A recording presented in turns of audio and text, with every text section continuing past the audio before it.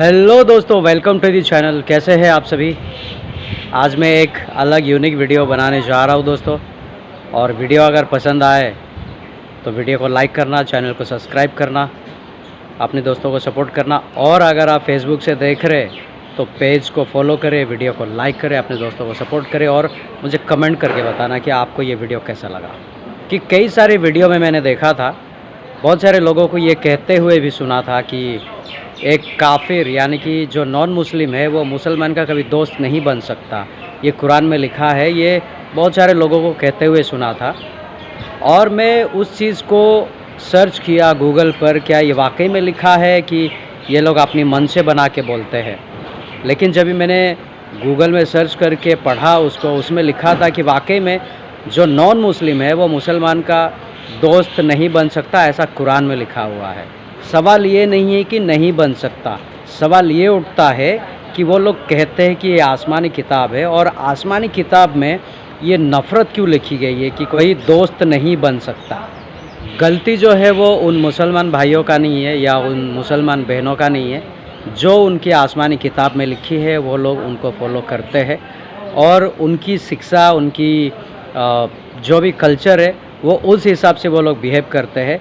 Indian मुसलमान को तो मैंने कहते हुए कभी नहीं सुना है, लेकिन हर वक्त पाकिस्तानी मुसलमान को कहते हुए सुना है। उनकी काफ़ी वीडियोस मैंने देखे हैं। हर वीडियो पे वो यही बोलते हैं कि ये काफिर एक मुसलमान का कभी दोस्त नहीं हो सकता। तो मेरा सवाल ये है दोस्तों, आप लोग मुझे करेक्ट करना। सवाल ये है कि अगर हिंदू, क्रिश्चियन, यहूदी आपके दुश्मन है तो आपके अल्लाह ने अगर इस दुनिया को बनाया है तो इन दुश्मनों को, ये काफिरों को आपके अल्लाह ने क्यों पैदा किया?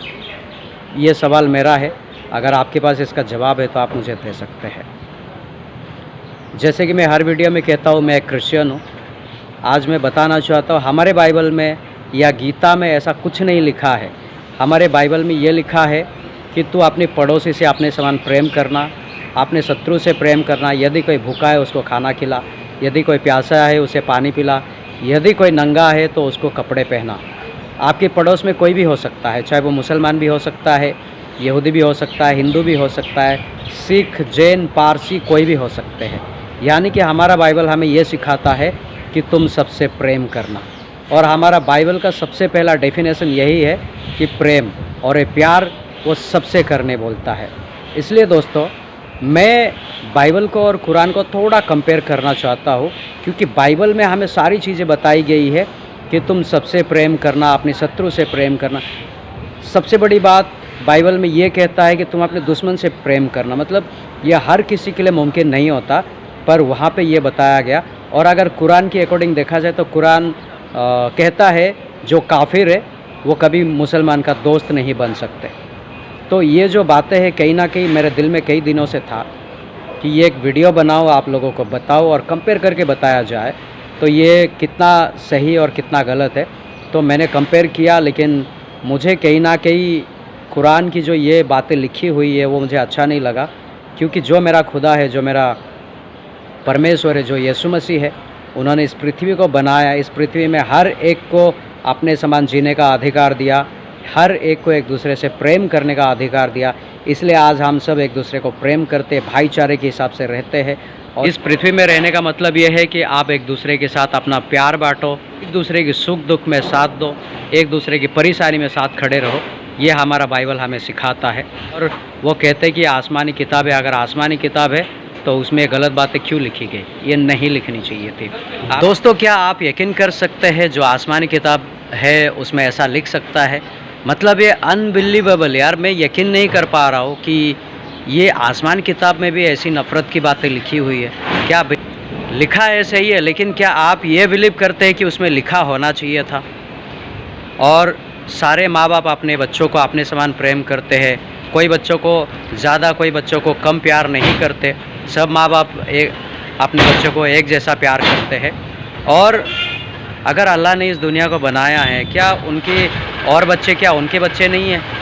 तो उनके बच्चों के खिलाफ़ ऐसी क्यों लिखी गई? मुझे तो समझ नहीं आया दोस्तों। अगर आप लोगों को समझ में आया तो मुझे कमेंट करके बताना, क्योंकि ये मेरे लिए तो अनबिलीवेबल, आज अभी तक मैं यकीन नहीं कर पा रहा हूँ कि एक आसमानी किताब में भी ऐसा लिखा जा सकता है। क्या ये मुमकिन है? क्या ऐसा हो सकता है क्या?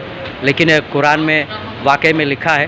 तो अगर एक नॉन मुस्लिम अगर मुसलमान का दोस्त नहीं बन सकता, तो इस दुनिया में काफिरों ने बहुत सारी चीज़ें बनाई, गाड़ियाँ बनाई, मोबाइल फ़ोन बनाया और गूगल बनाया, इंस्टाग्राम बनाया, फेसबुक बनाया, व्हाट्सएप बनाया, प्ले स्टोर बनाया, आईफोन बनाया, कार बनाया, बाइक्स बनाए, बस, ट्रक, एरोप्लेन, बहुत सारी चीज़ों को काफिरों ने बनाया। तो ये काफिरों की चीज़ें भी इस्तेमाल नहीं करनी चाहिए, क्योंकि वो फिर हराम हो जाएगा, फिर आप जन्नत नहीं जा पाएंगे। अगर आप जन्नत नहीं गए तो आपको 72 हुर नहीं मिलेंगे, फिर आपको नरक में डालेंगे।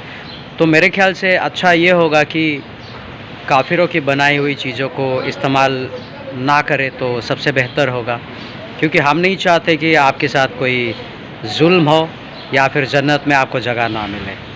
तो मैं ये सोचता हूँ, जब उनकी किताबों में, उनके आसमानी किताबों में इतनी नफ़रत अगर लिखी गई है, तो उनकी दिलों में कितना नफ़रत होगा।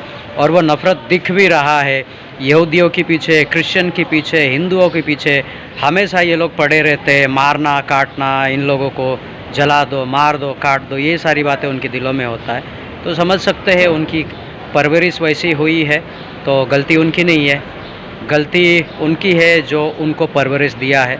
उनका जो कल्चर है वो कल्चर की गलती है दोस्तों। और फिर मैं मिलता हूँ एक नेक्स्ट वीडियो में, तब तक के लिए अपना ख्याल रखिएगा, अच्छे से रहिएगा, सुरक्षित रहिएगा। और फिर मैं मिलता हूँ।